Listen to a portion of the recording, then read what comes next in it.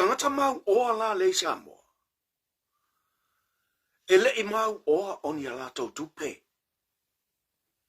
Ele I tamau a inga tangata I e samo. Ona oni ala tau tupe. O le tele o tangata tamau a inga le wa ye samo. O tamau a inga. Ona o tupe e maua mai. Whaanga oi. Simple as that. O tupe ia e maua ua. Tamau a inga I tangata nei. E maua mai. Whaanga oi. Ona o lātou whainga luenga ina leo tangata. Whatino mea e mānana o ai.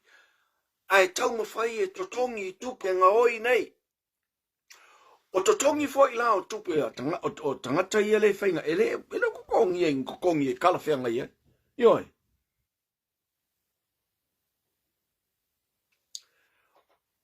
O lesi la ala le nā e mā lei ai mea tangata nei lau te whaia. Ioi. Pawha lai tangi mai le ele le afu o tangata.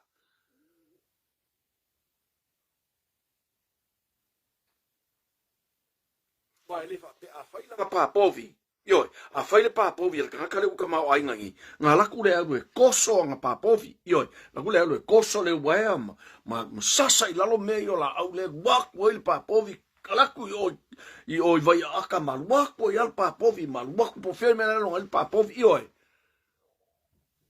Ele ma fai fo in fa pe ala manga o kangu aku le mea le fa ke le aku le mea kangu aku se kalingalu kangu aku se ele fo yo ele alu la ngai ai fai fai ngaluenga tangata ale fai ngaluenga ino tangata na ele tai tala fe ngai le totongi ai le tangata mativa le ngalue moia ma le te leo le afu la e se singa I lalo yo Yoi.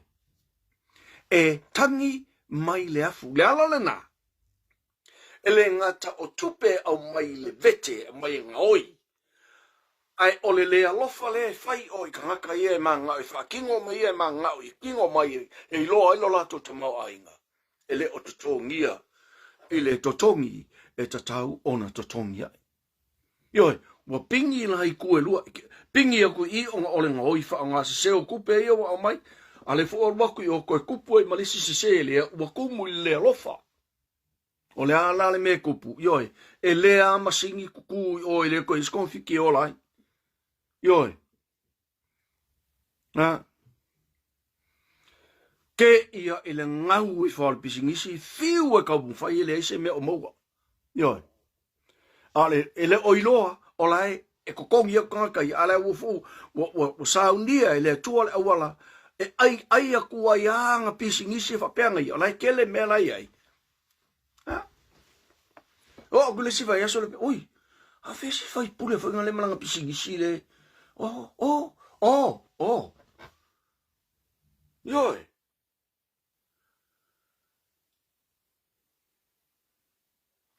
O to e tamau ainga. O se ongore. Yoi. Aua lava ne I o tau whapea. E le o sila fofonga o le atua. I mea pi o ia tau te whaia. Se o tala noa atua I le. I have to talk about the character of this person. Sai lele.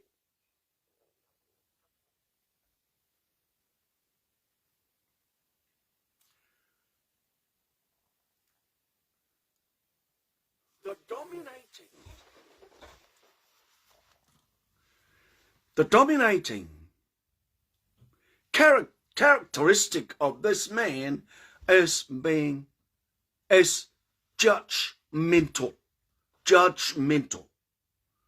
He is the most judgmental person I have ever known. Kusi ale lima o sai lele I mea uma. Kusi ale lima. Ki ngase mea e ngake le iloa e le o I eilonga malamlama. E kusi ale lima e se e ke le iloa fai le mea nganga o iloa fai. Judgmental. E o ai singa upu foi ngale lai fai se upu e le hafa inga ia. A le alua kua ia male me. Se vai judgmental le wo ki nganga ngai loe se le me le ka fai fong fatalai. A le ngai ala alua kua. E tau mawhaia e va ili le upu. That can turn on ko solo muri moi lea pai o fila.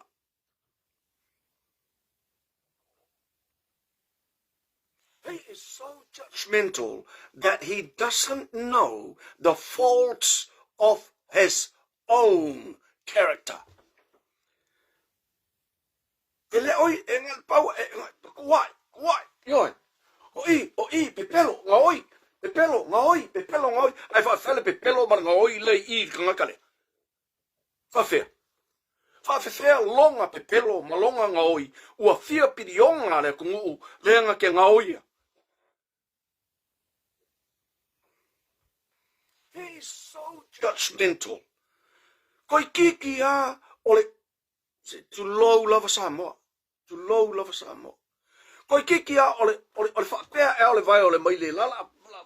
Yo sanga kui o ai fa masingo ai kula epa. Fa masingo ai sai lele.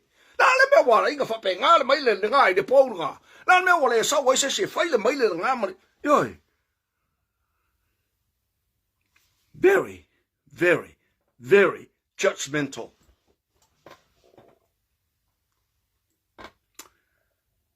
He is so judgmental. He cannot appreciate. He cannot appreciate anything good that somebody does.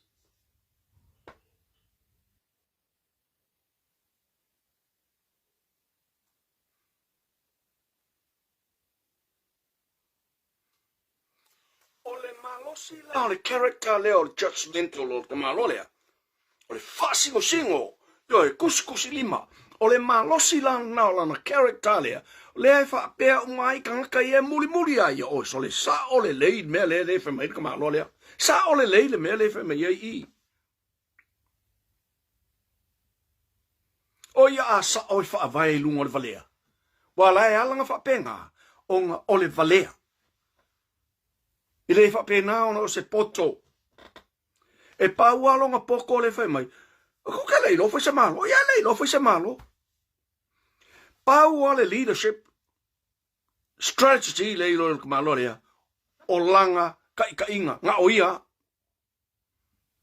E le lo ai le tamalo le seisi tu ainga leadership.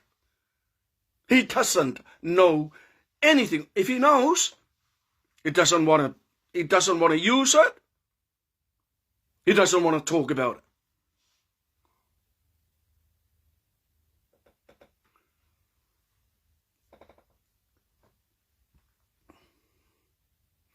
Whaauta mai autou e tamau ainga.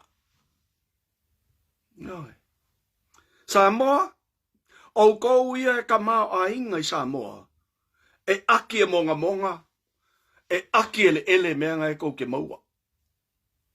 A maka mai ai I ka mai la wali e pe kesa. E au I so se kanga ki whaanga se tupe matangata o Samoa. Wai lewa pe a whaanga se kupe. Onga sa o ai lor whaanga o kanga ka Samoa. Yo. E whaanga se tupe ia molo lantou lava manuia. Ai whapolonga ai kanga ko Samoa lai oi tangata o Samoa. Ua whaafafonga I ova I le oi a le tunu. Kusa la pe o fai pe le o fai ngā luenga. Ka ngaka Samoa ia o kou a lai oi. E oi ona o le whaamanuianga sa te tauna o la tō maua. Le ua ngaka I ia o kou. Le ua oso I kongoa kou kanga. Le ua whai eia kou kuskupe. Ua whai eia kou ke ngā kupe I isi a ngoi whafo. Ioi.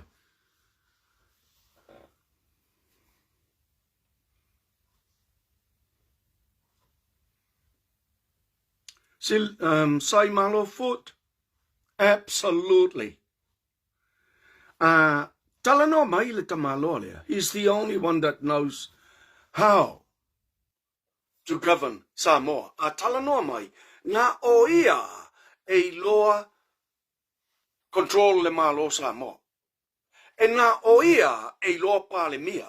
E nā o ia e sao uma mea ngā ke whaia. O ia sao le kele o mea e pipilo. Oh, sorry.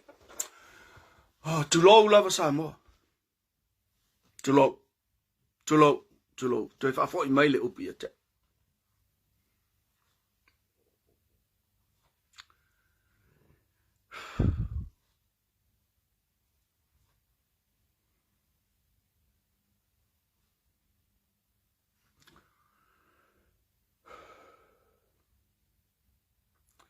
E tū maulo o tali tonunga. E tū maulo o tali tonunga. O fale te tele ia le. Pisa I nei whape o fale na whae le I tā pipi. Ma nisi mea. Ua vaia. Mea vaia. Ai whape o ati nae ua sui ai Samoa.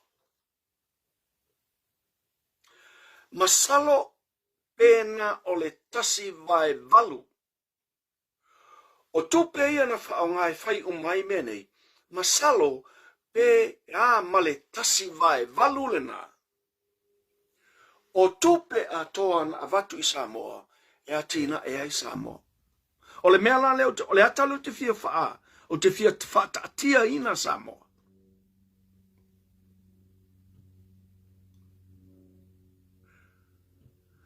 Ana wha pēr lai e sa ole wha o nganga o lesi fitu vai valu o tupe ia leo wale loloa. Wa pē tasi vai valu leo wha o ngā I whai e bea leo kilo I ka ngakam wha pē manga ia. A le fitu vai valu lao tupe ia. Le loloa. Ele o maua po feme uari ai. Ana wha pēr la.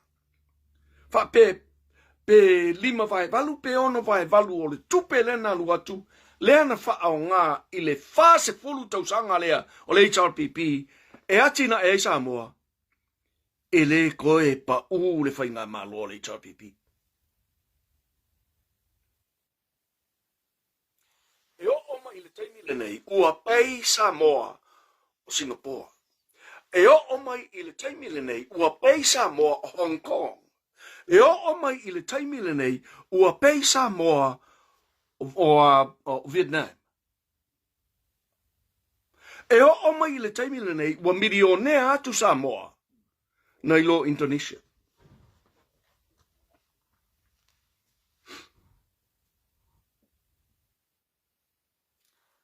Ai o le whaalawe lawe. O tangata umai e kau whekuli angai o I kia whau. Me kau whekuri a Faleo'o I kukongu I le mele ingoa o le ROPP. Kau whekuri Faleo'o I kongu le ROPP. Wa whai langa lau kei loa. E pau langa o le poko, e siri e le poko o kamalore. O le poko e kufa mea ainga ngā.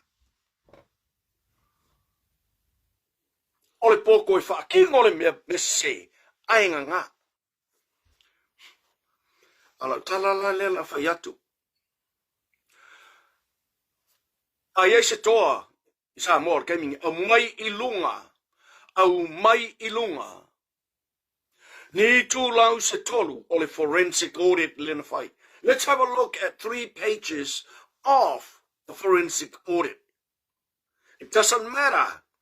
It doesn't matter what department of the government of Samoa those 3 pages will belong to. Just bring up 3 pages.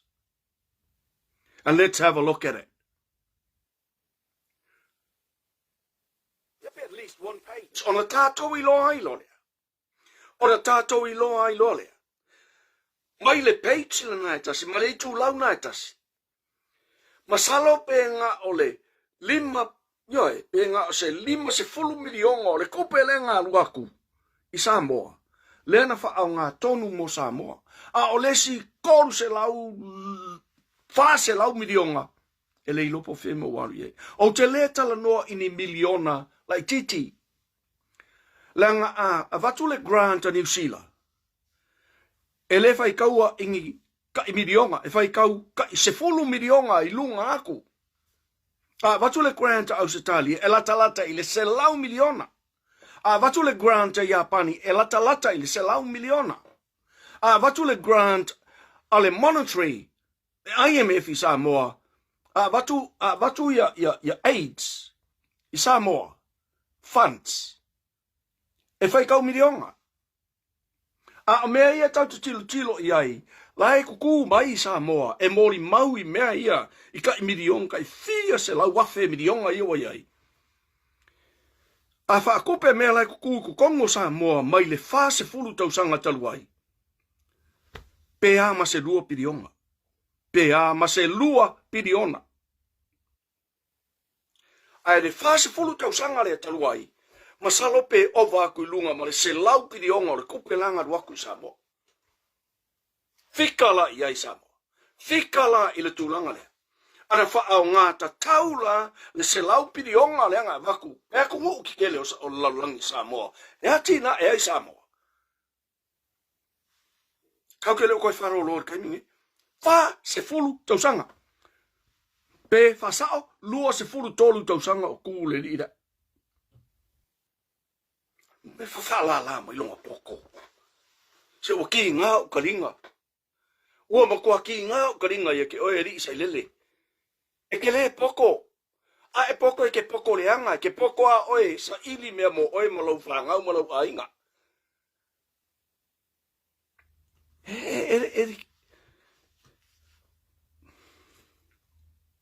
Se o ke ofo uri ingi ka ngakai muri muri ai. O ke makua ofo i ka ngakai ia muri muri ia sai lele. O au ngā fulia, pe ono whai atu mua, ngā fulia, ngā uloanga, ngā umake ia le mea, kama anore le whai. I le iwa ono. I le iwa ono. Tasi iwa ono. Kusala o luas fulu iwa nge kausanga. Ioi. O longa wiga, o ke make ia le kupua ale kama alorea. Ele i pare mia. O loanga le lei, le vaa le lida.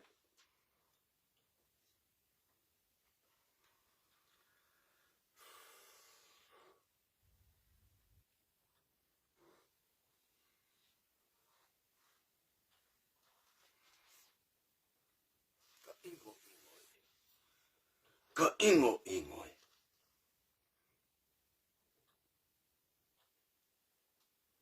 Samoa. Ole whaitau piriona. O le whaitau piriona o tupe ia ngā ruaku i Samoa.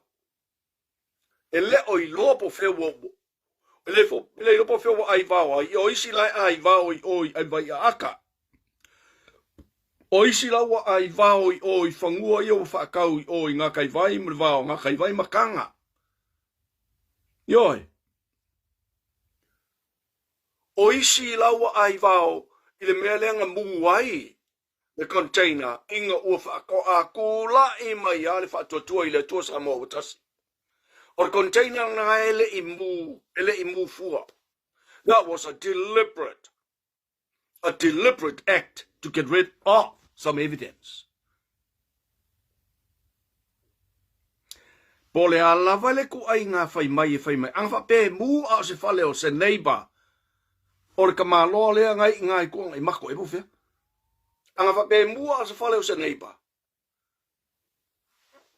Ke whakole sa ola o le awhi ang kupa po sei. Ai mu le container. O a mea lai ko kongo le container. O mea lai ngā ko kongo le container. Yoi. Wa popole nge i o aku i aise sa i ringa le malo fau le waku. Mea oma le whai el ka malo lea. Le ai mas ya anga ai fai mai o kai sili. Yoi. O le tai sili ona ngā oi. O le tai sili ona le alofa. O le tai sili ona pule tutu i mea le atunu. O ki ngā karinga. Losi wanki. Sa kora whaele wa taile mafuta mai Paulo Filoa. Taile mafuta mai. Leo wau tala no atu. I le tūlanga o mea ia.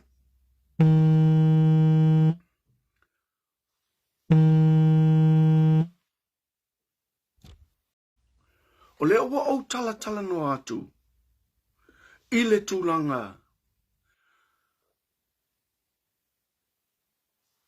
Ole i tu ainga sa moa. Ua tatau ona iai le taimile nei.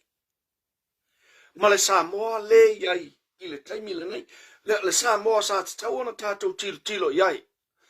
Le sa moa i fōlinga kukusa e makua pei lava Hong Kong. Se vai a Hong Kong skama ia kungu.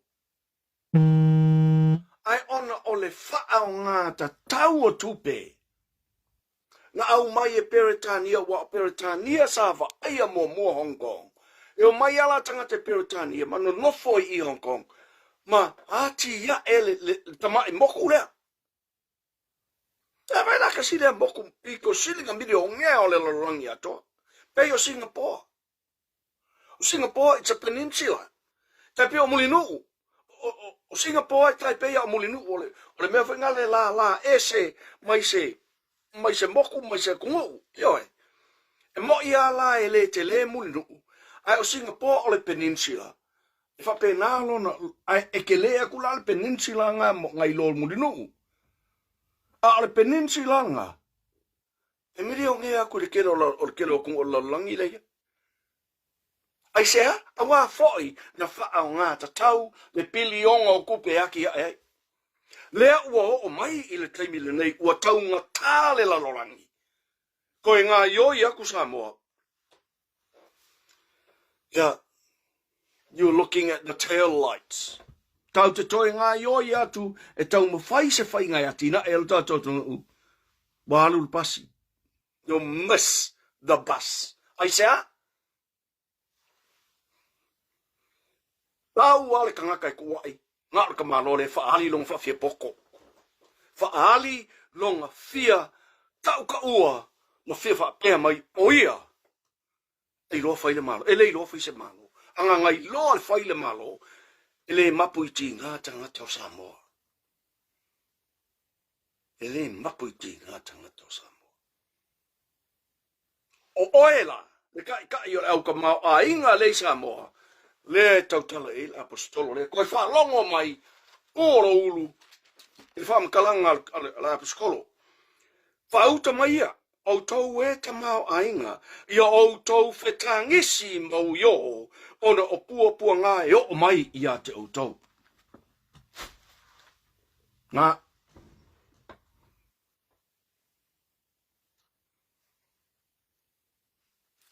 o tau tamau ainga i awala elea ma mea e whai lunga o le lea lofa i lea tunu.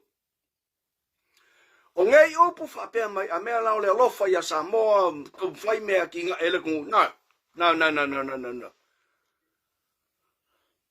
Lea o whai atu nei.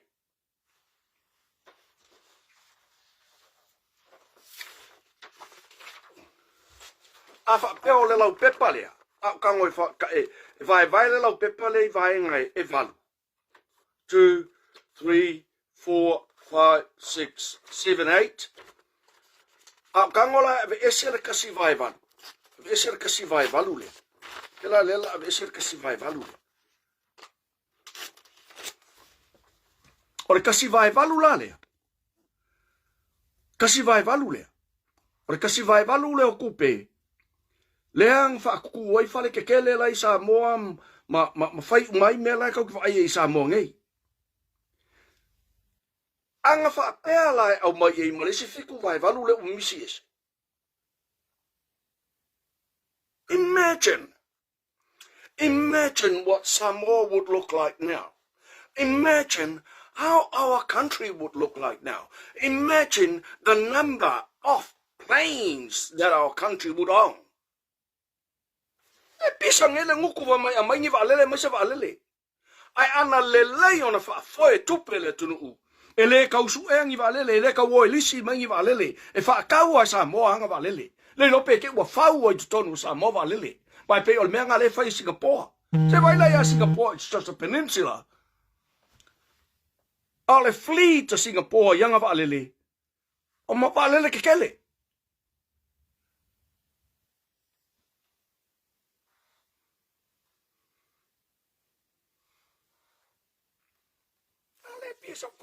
Pisa ngele nguku invalele. Na ukako lo aku ngal faingal valele ngfaye. Ta un kusi pepa. Yo, kusi yo fa before ko ke yo fa merang ko maile kong ya. Ale kong ya ele la kong ya ele ko kong ya. Ele to tong ya. So, ole kasi vai fiku le Samoa. Pau leo le ngumela kupe, pau leo le vai ngā mea o tupe uman avatu Samoa. Lea na whao ngā e atina e Samoa. O le fiku vai valu se vai lari ke leo le misingi. O le fitu vai valu o tupe nei. Lale wa ake monga monga. Lale wa liu ele. Lale wa ngofo masingi wa le koiola. Lesi vai ngol fiku vai valu lai ka keu solo i whale kupe i a kungu i whafo.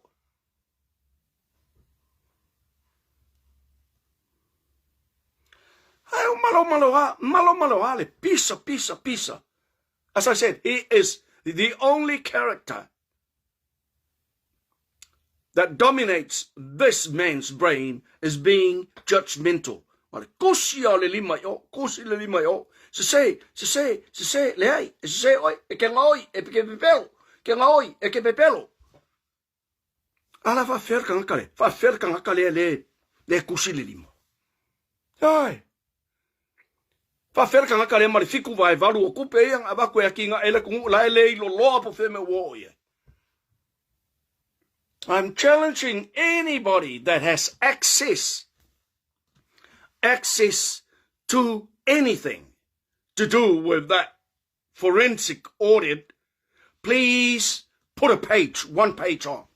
Just one page on. Let's look at some loopholes on one page.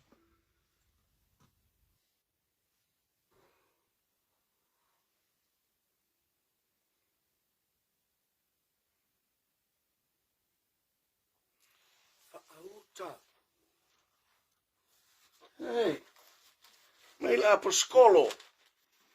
Te fafonga o kode au eli aulo le Samoa. Fa'auta maia o tau e ta mau ainga. Yo tau whetangisi mau yo. Ona o pua ngā e o mai I a te o tau. Ua pala la o tau oloa. Ua ati o tia o tau ofu e monga. Ua e lea o tau auro ma a rio. E whai fo I ma mori mau I a tau tau. O lato ele. E aina ai o tau tino. Pei o se afi. Lenga. Lele o kako kikilo. E kuku masingi wa elea. Yoi. O singi nga lenga whair kampagi esko. Inga whangalele sa whailanga. Ang kampagi pasi nga. Ya kuku pasi. Malepe. Malese mea. Ya waile moni o le fionga le tua. Ele monio le fionga le tua.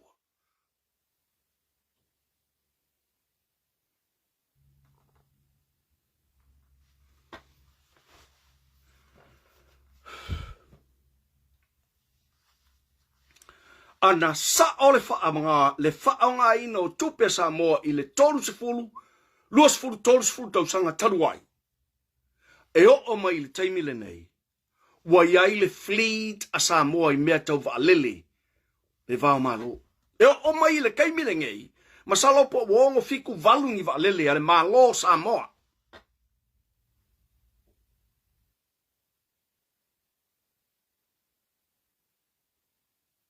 Ai ole fala velade. Ole waalele nga lenga fa pe ka welingo Samoa. Pega o le taxi aingo le wali ile sai kon parliament. Yoi. Pe ola ko taxi nga le fioso le fa kau I o kilangi oso ya lunga fa kau ko oso lunga lu. Ne ko ngien pasese ele leila le taxi Samoa. E kongil pasese al taxi kama ia mai Samoa New Zealand. Le kongil pasese. Ale wo aku nge I, pa kusi mai le lima, mai se va lele, o mai se va lele.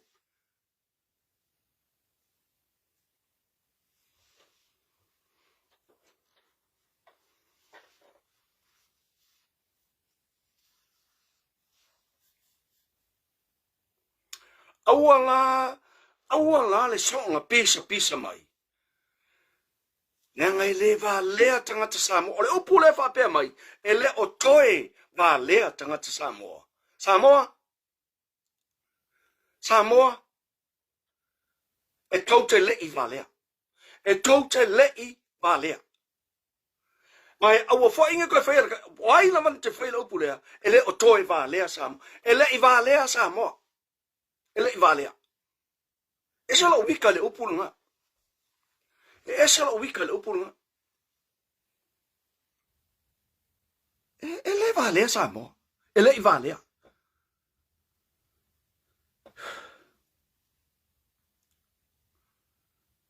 A o wha maamala mai na nei le wingo lo manatu. A ruaku gei la le ri le wha puku aulo I, le mea le ngofu ai.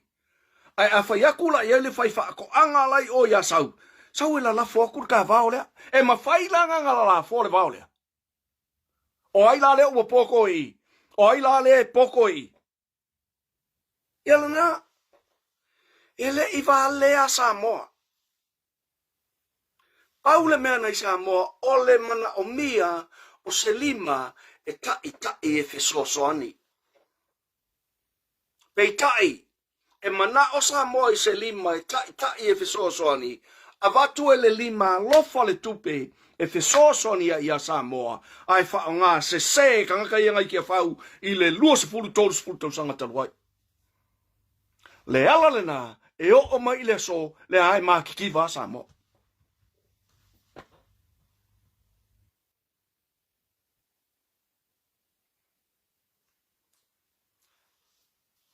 Matamua pauli kengi. Sa olelei. Wale ke kele lai kukulu. O aku sainga. Yoi, le mele ka fai. O aku sainga e whaile whale mai. O le mele o iei sainga le taimini. Se o peia o le mea whai ngale le sa ia pangi aso ia. Every household item. A o wola ea ui o waonga. O mea uma e whaonga. E a mai apa, o mea uma o products e Japangi. Japanese, made in Japan, made in Japan, made in Japan. Kangakuli kio, made in Japan. Kangakuli le mavrofolam, made in Japan. Kangakuli kipoki, made in Japan. Le kaimilinge, made in China. Kangakuli le kaipol kamakiki, made in China. Yo, kangakuli me whangalefa kau o $2 shop, made in China. Ale e sengala mea ia made in China. Ma mea ia ngā whai Japangi. E lasta aku ma silionga le lei na ananga tā mea na whai Japani ngai lo mea pe pelo I e whai senga. Lea whai la o tū lai mai le whale mai le pisa mai e ngai. Oi. E vai o oi. I whale sa waki e kupele kungu. Oi, sa watu e tupe e mā lo te tele e whesosongi e. Ai ngongo fo ma ave ia sainga le konkalaki. E la le mela o kupungi. Wa ko le la o ko ngongo fongi. Ma kusi ni mai o i fainga ma lo le ai. A ola ko le onga le mela. Ola ko le onga le mela. Le o liu toilet. Tu lo samo. Ola ko e onga le fale mai le o kwa toilet da wa me nga le o yai. Ua kafe mai ale sua vai, mai oi, fale le ta ua, kafe mai le mele momoe ai mai. Kukulu.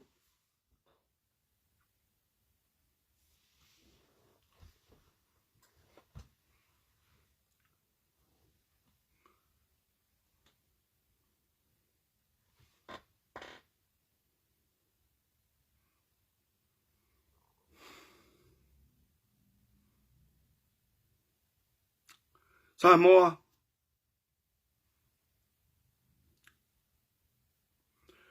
Na o mata I le. Le porkalame fo fola le fala. Fa fe tele. Whaftai te leile, te whono le, ainga whatotua i le atua Samoa o tasi mai Melpone. Whaafetai tele, e tusa o lau saunoanga na whafola, ina ua whafola le whala. A vea lou si ufonga, a vea lou finangalo, e whai masui o tātou uma, le au tata. Noi, e whai masui o le au kakaa. Anga wha pea o se whale mai le anga wha kupe le au kakaa, al whale mai la iengei. E ova ma le se lau kau sanga o kue le kuru. O le upu moni lava le upu na.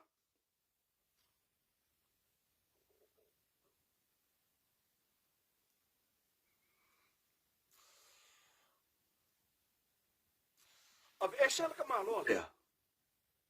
Ave esel ka malo lea mai whainga malo, mai whainga malo Samoa. A ko mau ai pe ir ka malo lea manga cronies ia iai. E le laa iluma Samoa. E le ai se laa iluma Samoa. O lea foi wa koe wakua wa ngau kwa amela koe au maia le ngau kangaka ia kei nau. Na ole tangatala e wha le tonu lungai i. E koe ngau ia i le mele. E leonge tangata le atua. E leonge tangata le atua. Olo o iai le fia se fulu afe, fia se lau pale mia i to tonu o Samoa. La tau te tai ina.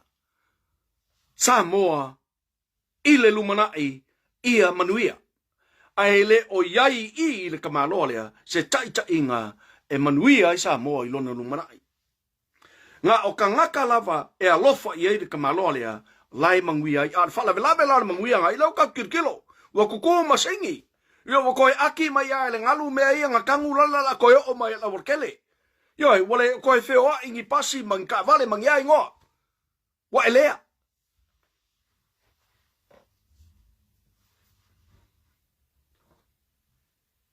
Aisea. O mea e sau i leveti. E toe fo i leveti. O vaenga umana o le fitu vai valu leo talanoa atuai. Anga whaao ngā uma le kope ia ngā avaku krancha kungu unge avaku e whaao ngā e atina e Samoa. O le mea mboni ale nā ua tupu ia Samoa. Samoa se tasi o tunu utamau ainga. E pei o fiki. Ioi. Whangue e ofa kasi aga ko mawhiki. Ale mera wei ei. Ioi. Wale ilo aku fiki kusa wa koru pi ongala wa pi oi fiki. Ale kau ke lua kua ilka mai sa ongale wa fiu e kuri fiki wa o fiki. Walua. Ua laki lafiti. Ona o lana turisi. Ya ele malo se kele le kako kurisi pe o fiki.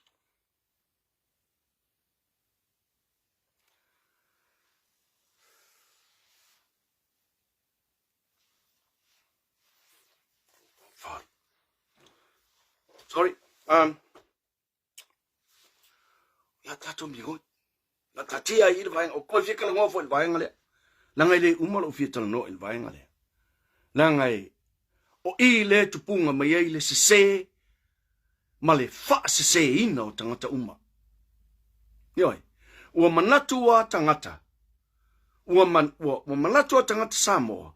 O le leilea. Mea ia lau ke vai ai. O mea na.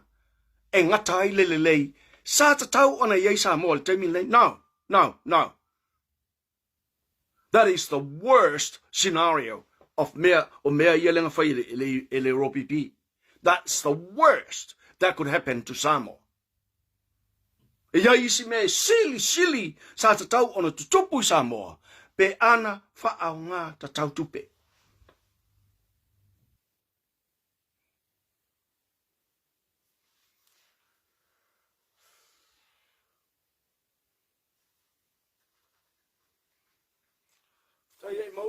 Le musu, absolutely.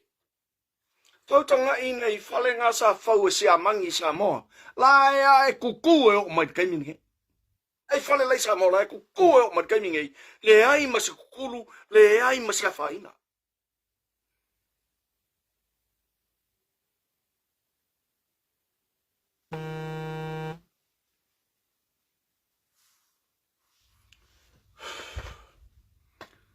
Tal mela fa umala tal no. Ilm ta pule.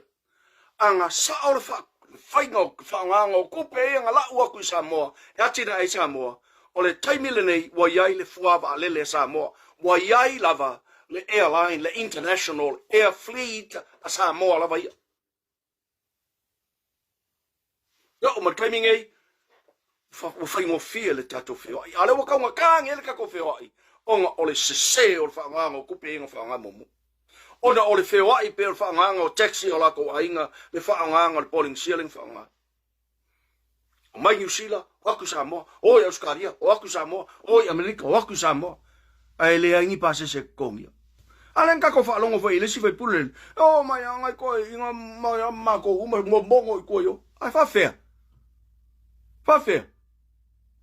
A fa ya le menga ko gelo pase se ngofo inga. Wala ke le mongo I kongo fal le kau. Va faire fia kangi ke lo luma ke ngofo luma le first class a economy in menga kong yelo passes. Se a me. Se me.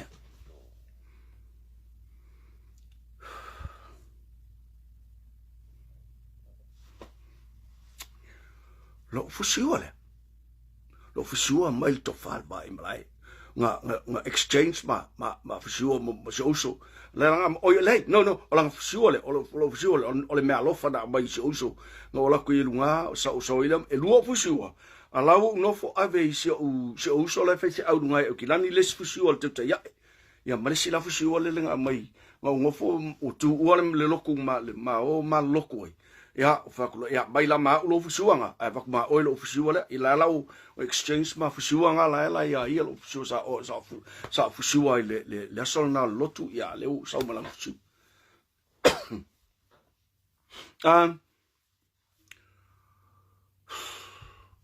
kako me o le o fa fa ipule ia le o ka o ngei go fe me o so mai ele me ole mea o kausanga mo fai pure lua kas lua kolu lua fa lua lima ngei lele uma lua lima lo winga uma ko lua lima a wali o ko sanga le lima fai pure yo yo ko la kausanga le lima fai pure fe o so mai ele fa fe o so mai ele fa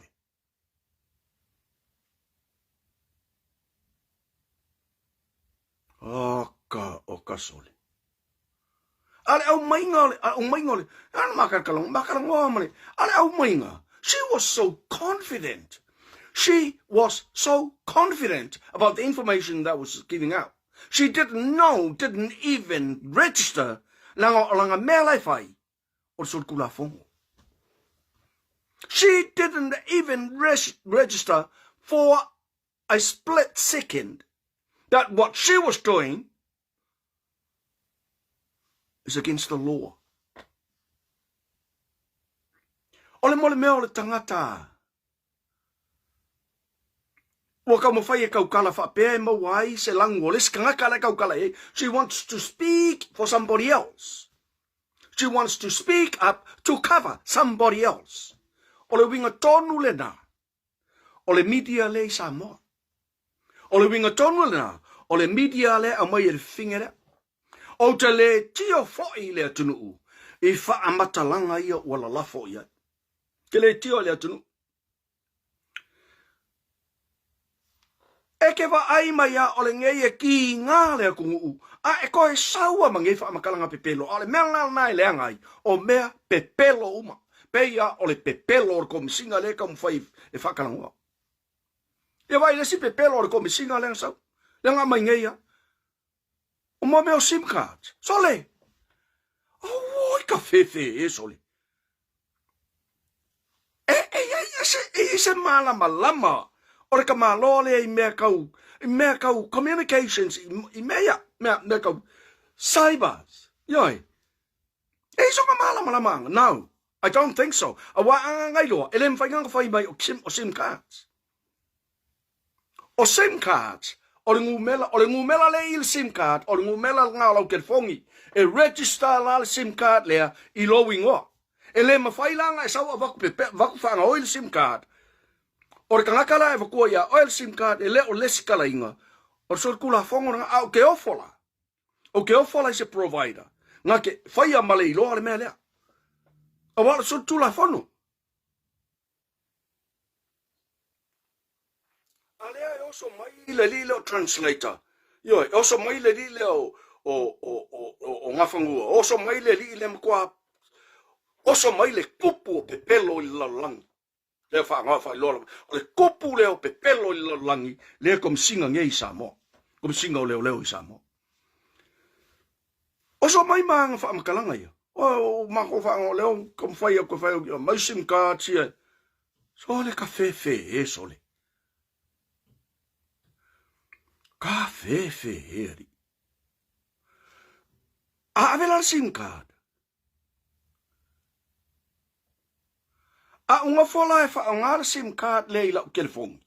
A pe wala ke maile ke le SIM card lai o kule ila o telefongi. Unga fola e mwhaanga. E ola le SIM card.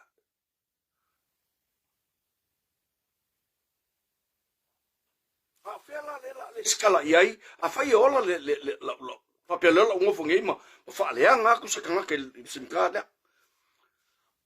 A vele lo umunga register le message. E koe au mai lava, le suenga o SIM card lea, ma whaau ngā ai le telefongi lea. Ale, te pelo mai le kamalo lea. E makua, whelo la penga whapea mai ongi burner phones. Telefongi fo ngā lea ngā luka whakau ia, o ma whao ngakia. Burner phones. Ya ele I moongi burner phones samo. Kailo po moongi burner phones. Sesi o samo pe na silfio o moongi burner phones samo. Yo le ngatlai na. Yo isi kanga o kai lua kai koru ke fongi. Yo ngofala ko mo fai la ko fai ngai. If so ya SIM card so ke fongi but so o se telefoni e yai longa serial number.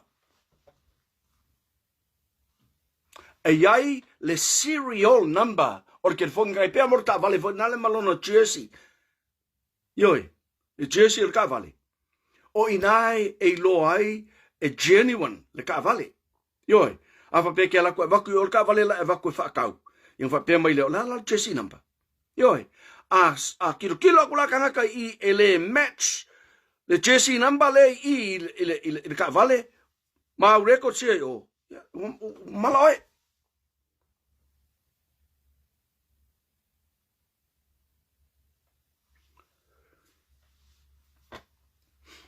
Ka ingo e so le ngai pe pelo. O mengi o pe pelo kai feel no it's not even worth a cent. Wala no fair to not even worth a cent. Ona ole valea o tangata na na fai pelo le. Ele kau a cosa se ko nge su e le fa maungi ngole pe pelo le. Wala ngai pe pelo ele mfai se me ele mfai na tupu. Kau kai sole. Ale e oso mai le fingele. E oso mai mangani. Makalangoa, mai al falinga le. Ya, mole me le fia le lei le ai masei lo le me le fia le lei ai. Nga ke le oiloa o la fia le lei sori kula fongo. Ele ngata fia le lei sori kula fongo because what she was doing was a cover up. But what she was talking about is already at the courts. Ele mfain koe kalangoa iai.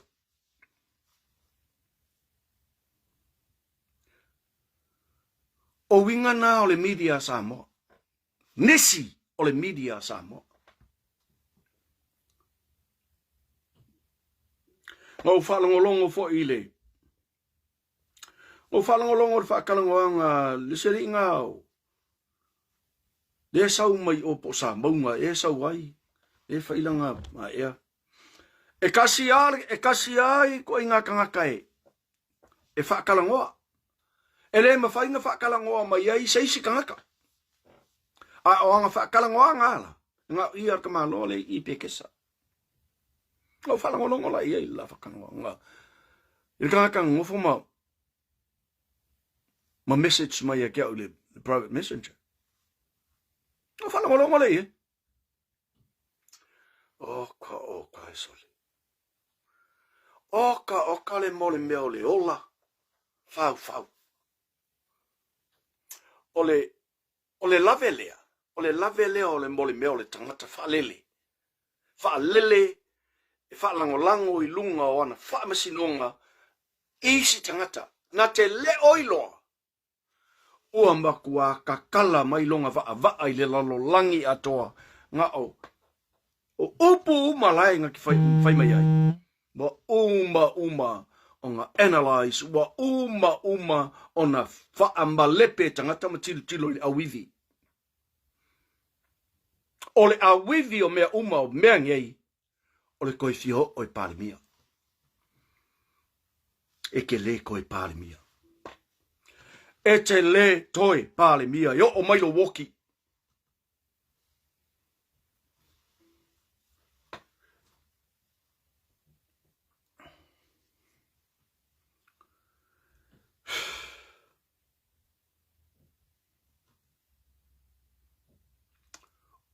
O le media lai le sa moe whapea mai. O la tau e tutu I le vā. That's the usual mode of any media outlet or any media person, any reporter.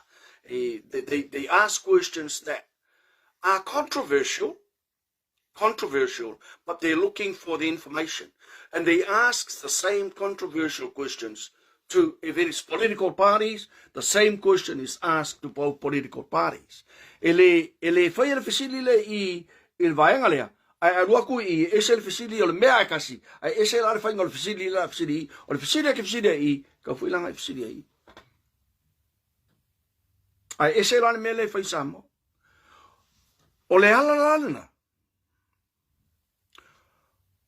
O lo manatu. A whai o e lea le media person le te whapea mai te tui le wā. Ua tā ua la ia te oe. Lo tui le wā. Ai le wha tā ua ia te oe la ua mea tonu. A whai e te manatu e ke au I le kūrea. Alu la I le kūrea ma kua kūwai lua I. Ai a whai e te manatu e te au le tūrea. Whapena whai. Oso e kuwa e lua I. O na whai leo au whesili I. O whesili whai ngā e alu I o. E ke whesili I o. E mai le tinangalo o. E lola mai o ngei mea o kuwa e lua. E au noa maseami o tonu. Your integrity. Don't insult my intelligence. Media. Tangaka ia le whapea I Samoa. Do not insult my intelligence.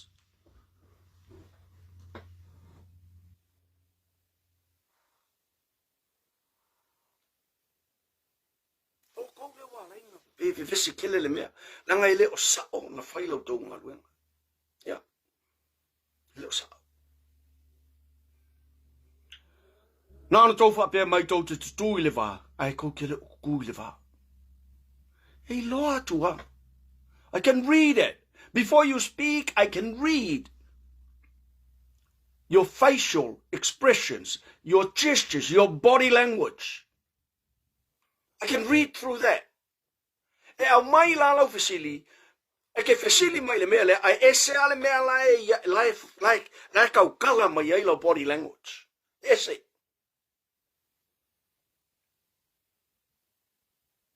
So whaai tete. A tonu o lewa na auto iai I le media.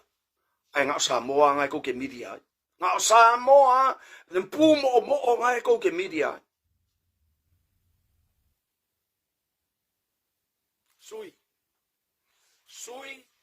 Sui lau strategy. Improve ai lau media person.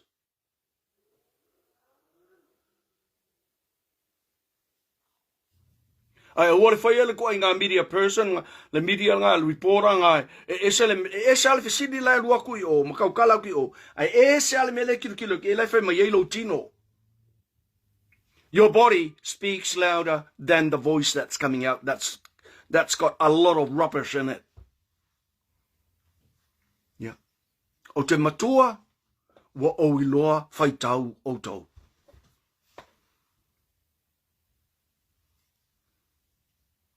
I can read you like a book. And that's why I'm saying, do not insult my intelligence.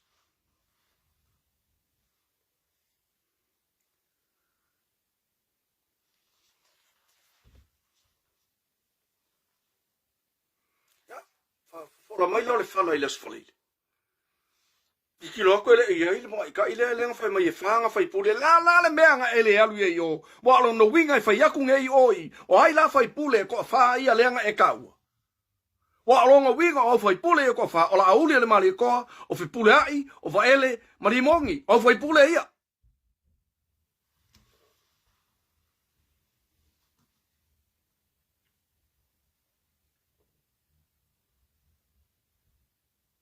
Ala ke ia wali wa ngingi ko i mali ko korule. Ke ia wa ngingi ko i mali ko korule ko kasiar kanak.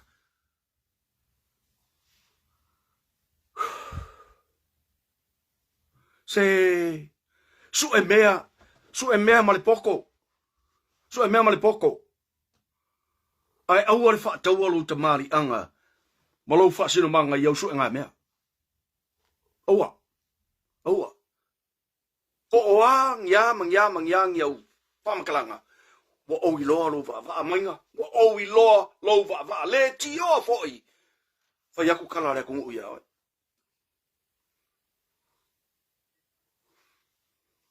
Nalan mea nga ele aluai o ile fola le fala ile asfala. Sei fa ali la iai. O ai o foi pule e kofa.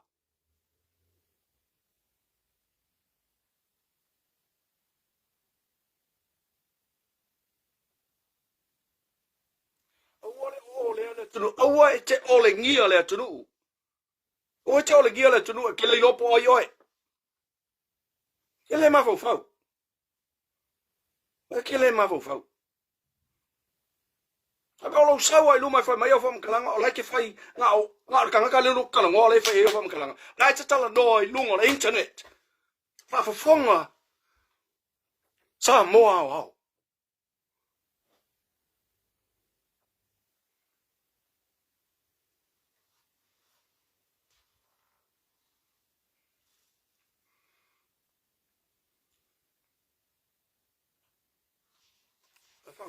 Tal no el mele sei. O taupu mai o tal no toi o taupu fa awau. O te fa awau. Ala o mai ale si taupu le.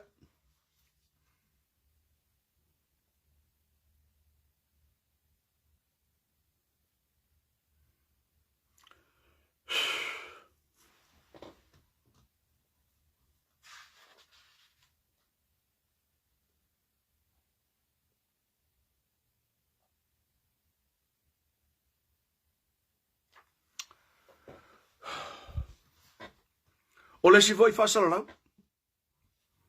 O lesi foi fasala lau. Lesi foi media person. But this media person resides in New Zealand. No.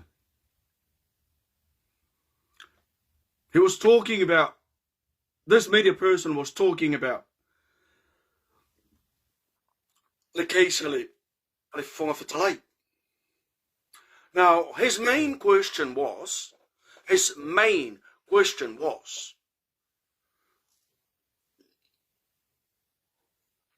did the Speaker of the House interpret the Attorney General's advice correctly?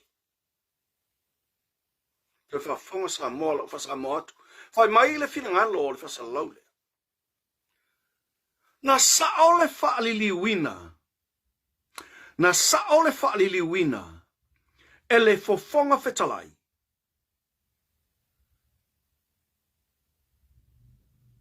O le fautuanga ale lo ia sili.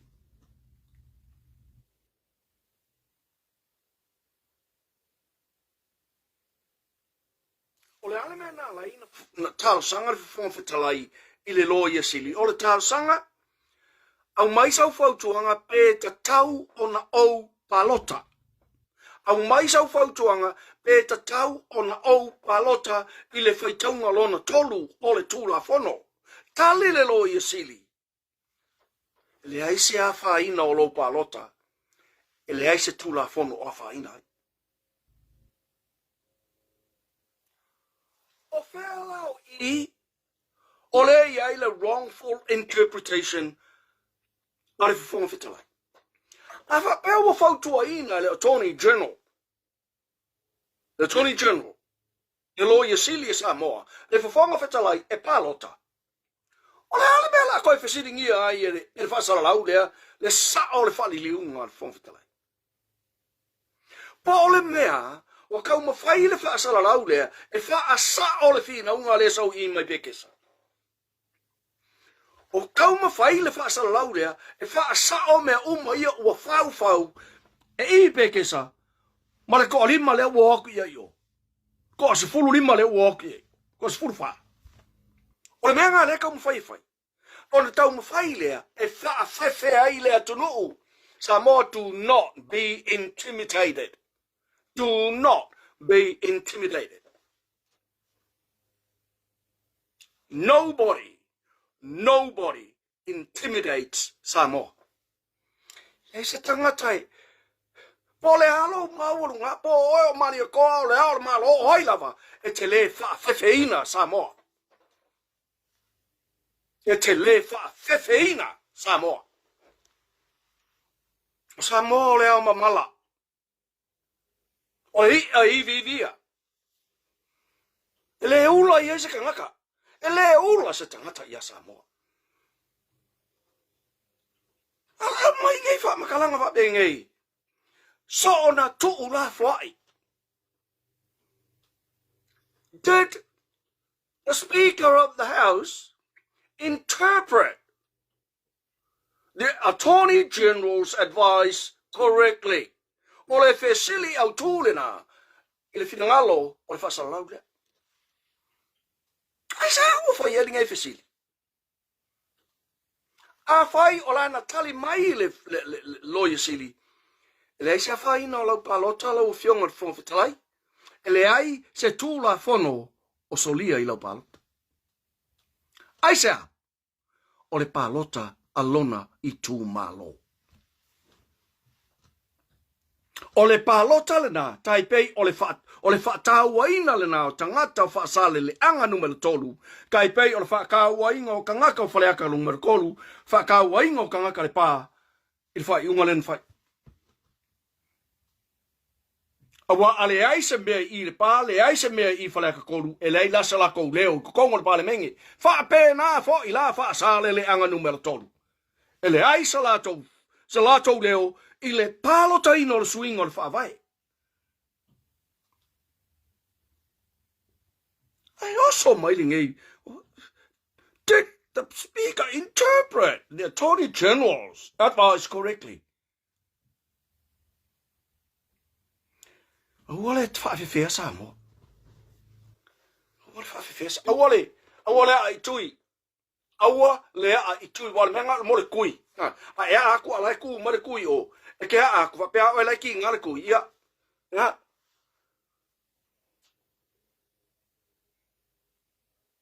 E le ta alo se si. Ia Samoa.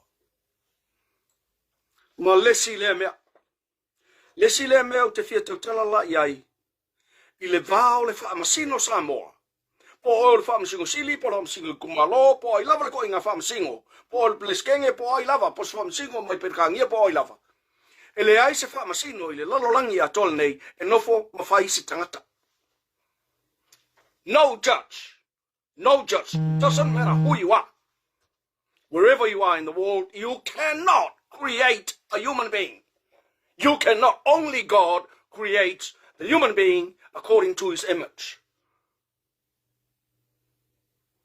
Ele no fo le whaamasino, ma round up le vai ngā mea ia mawai le tangata atoa. No, you cannot create a human being. You cannot create a person.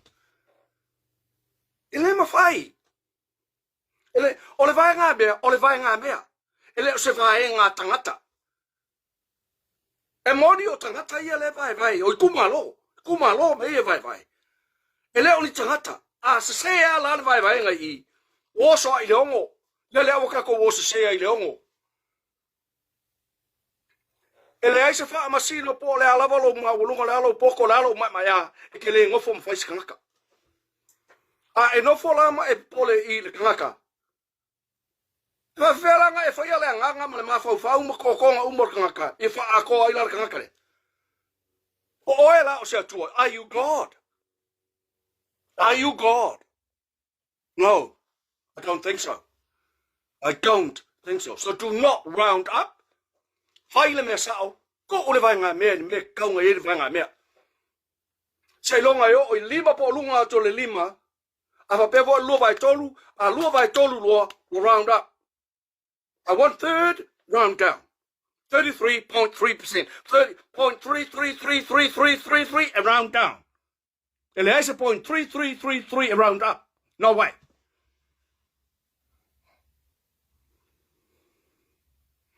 So here le fava lea le tunu. So here. Po ai lava lo fa masingo. O ai po o le kopo per kangia, po o le kopo le langi a koa. You are not God. You cannot create an image of God. You cannot create a person. O le vai ngā mea, a fraction is a fraction. If you round up a fraction, so unless it's over half, unless it's half or over half, then you can round it up. But if it's below half of that, you can round it down. If it's 3/4, yes, you can round it up. If it's half, yes, you can round it up. But if it's 1/4, you round it down. So ia leo mai mangei mea pe pelo. Kau whaofi mai le ki Apollo. No. O mea pe pelo, uma mea ngika o mai. Koe whawhawhonga mai le whionga le toa. Whauta mai a o tau we ta mau a inga. Ia o tau whetangisi mau yo, ona o pua ngai o mai ia tau. Ele se se.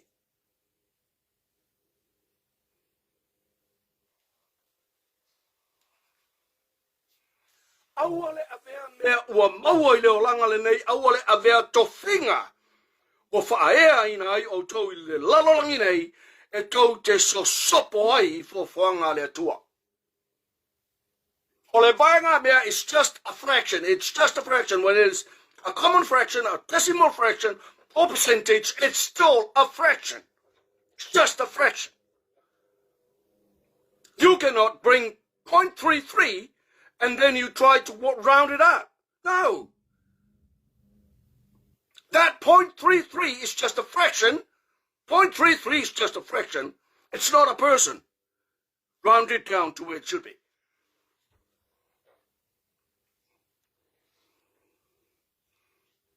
E iai tangata I popoto, a iai isi tangata I sili atu na popoto, a iai fo I la tangata I sili atu o na popoto, a ele sili kulala lako poko, I lo le mai ao le tua.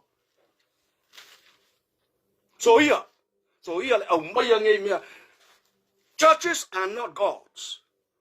You cannot create a person from a fraction.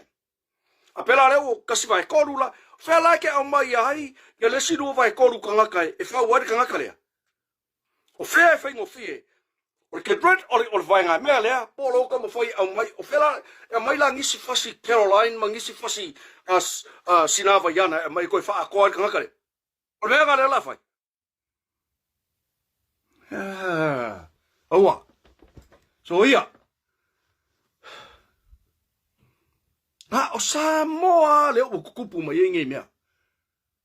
O Samoa leo. Ona. Ole mela wodo e fe o makanga I kamalo le I pekesa. Awai ngi kamalo. Oi ngi kamalo.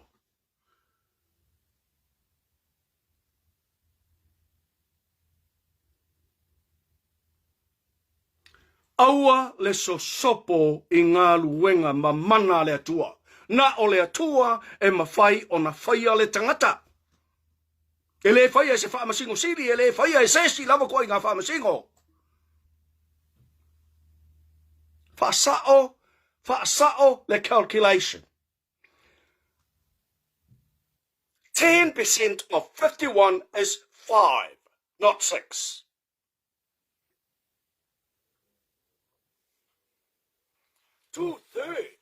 Two-thirds of 51 is 35.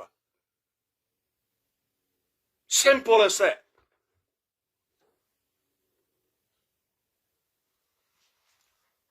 Whaitonga so fina anakose? Absolutely.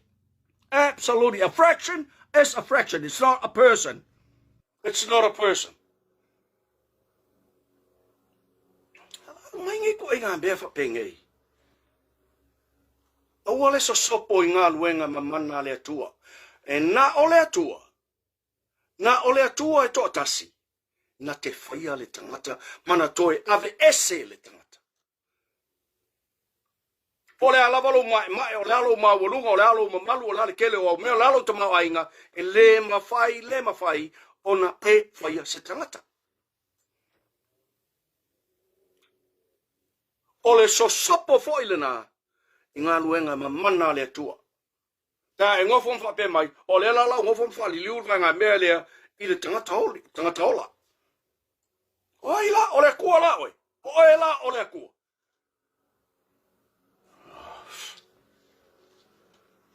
Get alive. Yeah.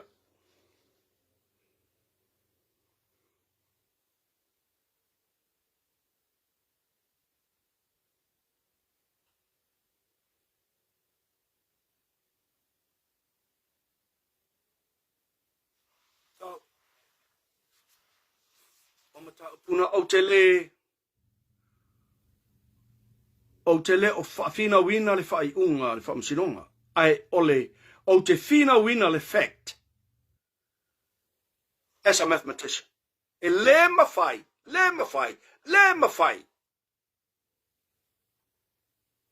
I tula whono le nā tura. O ngā liliuanga I lunga. Se mea I le mawhai. Impossible. It's impossible to do that. Impossible.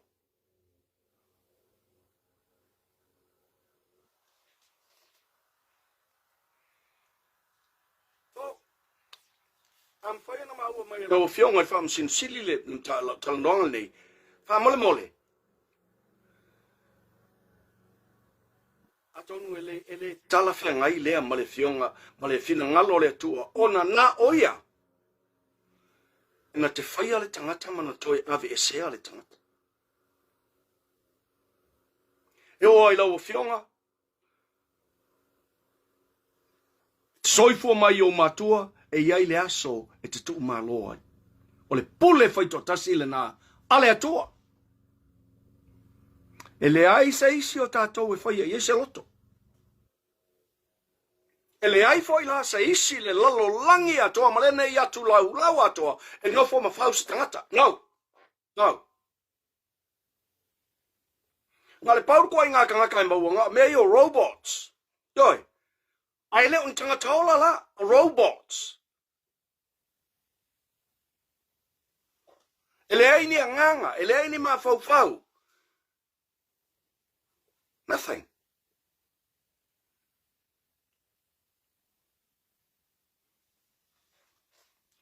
So, ola tala noa atu le nai me taupui. Shelir ko riang o fia lu ai makamaka ka longa moana po. O fia lu ai makamaka ka longa moana le ka mo.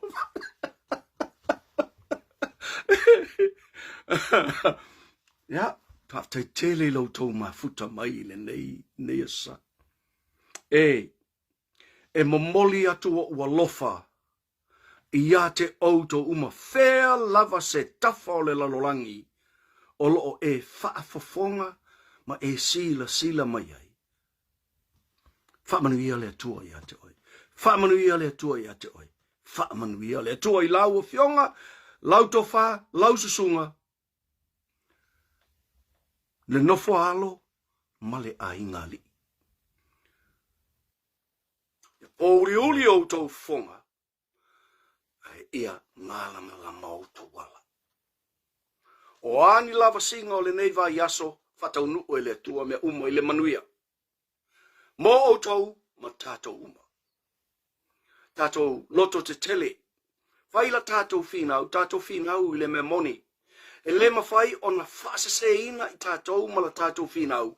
Ese tangata, e le mwhai na saule tangata tusi mai i a te au. Whai mai a kia, usa se le mea ngai kalango ai iso. Nau, e le mwhai na whai mai a te usa se leanga wa uma, ona, au, whai tau wa uma na whaila unga luenga i mea i o te tala noa atua. E le mwhai ona au, ngofonga au sau whai le mea lea, o lo ule whaalo le nai lo tau pa ia ma lo tau mamalu. E te tau ona whaisa unga luenga, e no whai atu, o Samoa o le ao mamala. E le ai se e whaasili tofo i a Samoa.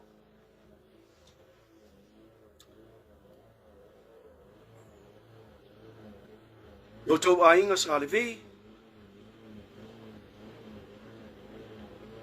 manu te leina lo tau ngā luenga. Fia lawa se whatu whai taulanga o fea se tāpua inga. Whamanuia le atua. Whamanuia le atua i le ngā luenga, i a mauani a nganga si tele. O wale atua malona malo. I tātou atunuu, yo pa ia whaale atunuu, whaale anganuu. Tu mua mapule i tu au mala tau ainga i le tai ma le wa au fonti. Tei nane na i o tātou so i le motu i salaia, sua ma le vai whanua fafo ma i tūlangi. Sa ole masale au mua ma le lau niu na sai lua, ta male manu o tele, to ole Faleo'o, whatu i le motu. Iau pa ia na Samoa, ainga ma lātou tama ma o lātou ainga o tupu, ainga o wha, ainga o papa, ainga o nofo. Ainga te whaiwha. Opa ia na Samoa. E matua whaai te ete iai. So'o se Samoa. E nofo i Samoa, e ai tau malele. Opa ia. E le whaautu vai tofo iai se tasi. E le whiautu vai tofo se tasi. Ia te oe Samoa le ei vivia o le amamala. Nia le atua i le nei va yaso. Ai vatusi falinga le tasi. Lo tātou ainga whatuatua i le atua Samoa o tasi Wellingtone.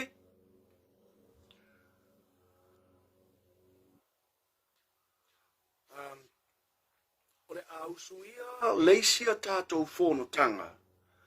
I le aso se fulu fitu o me. Na talanoa le lau ma le events committee ma fua se aso. Ia, o le aso sa talanoa ina, o le aso se fulu, peitai. O le aso sa lea o le asa.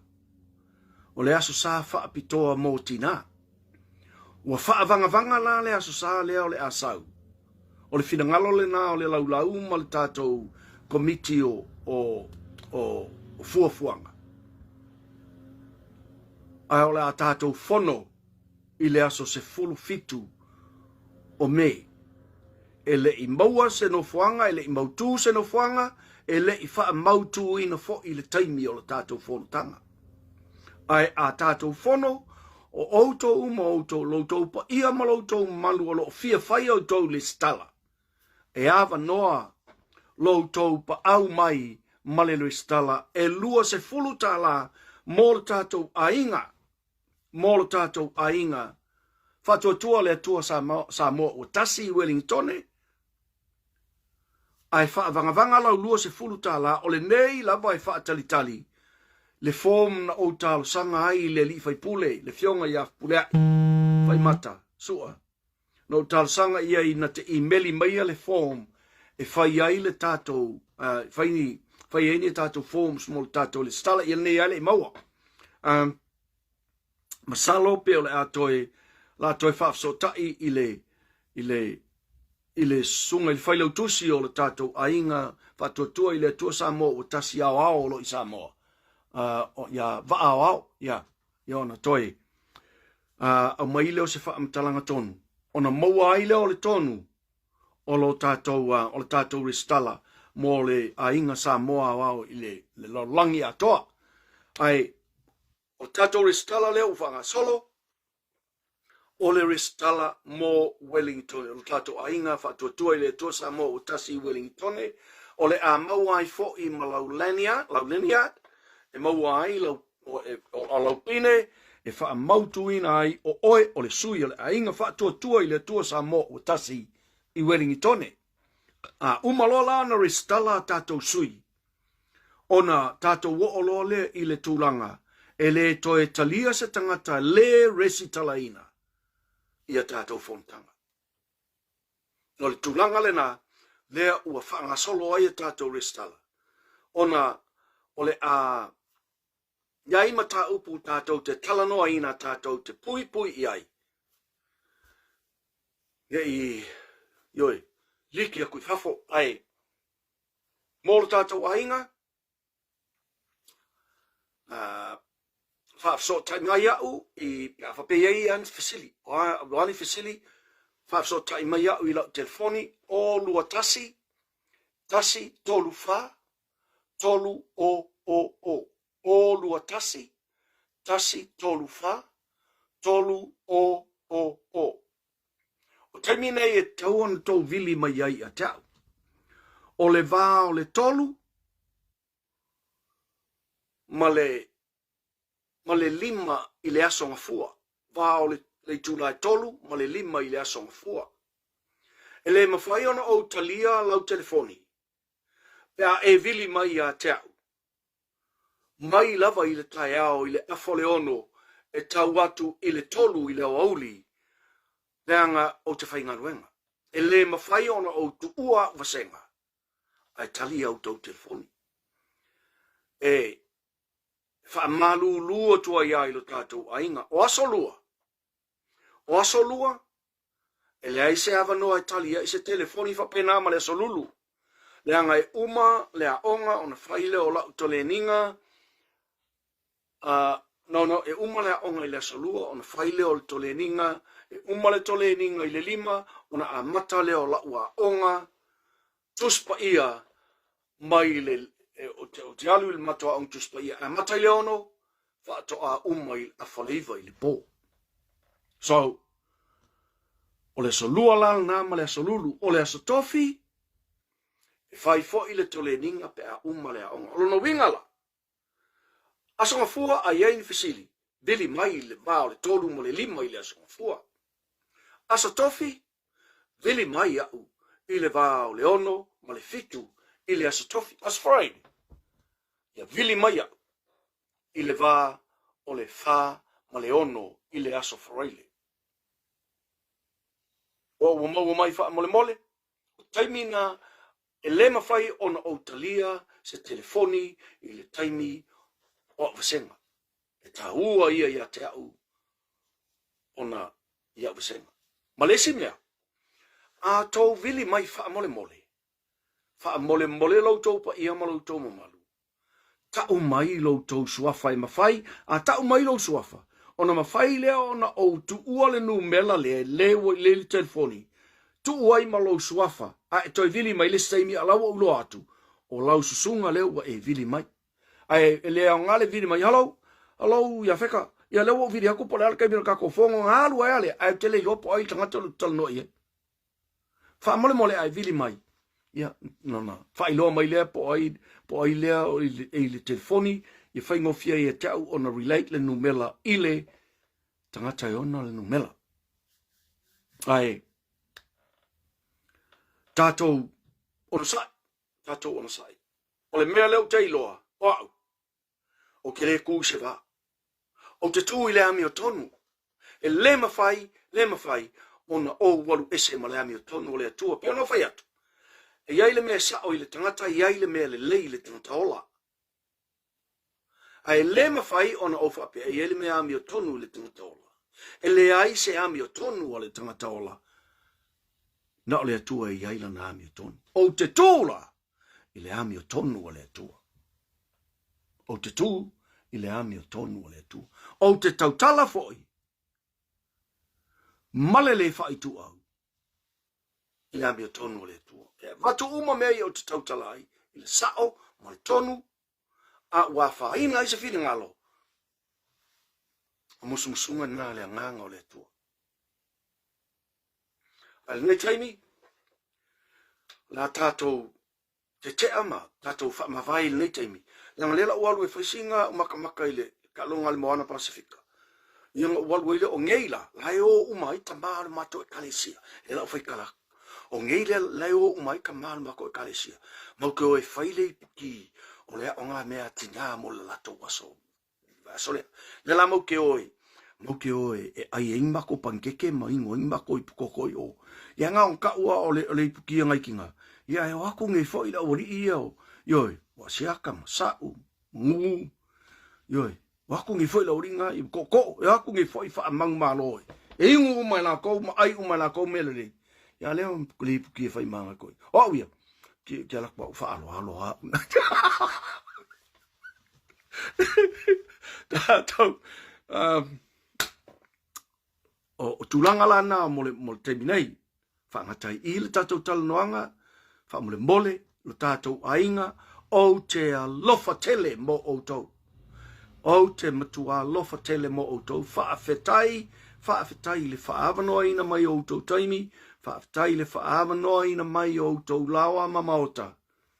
E o tu iai se Faasoa. Ai tātou tālo soifua a manoa so taimi i se aso le vai aso fau. Ia whai atu se tātou whaamatalanga. Ai o aso sā lato, ia o le tātou taimi tala noa lena. Vi ia le tua ona o tau, whaamanuia le tua, Whamanuia le tua. Whaftai tele. Whafasai fua.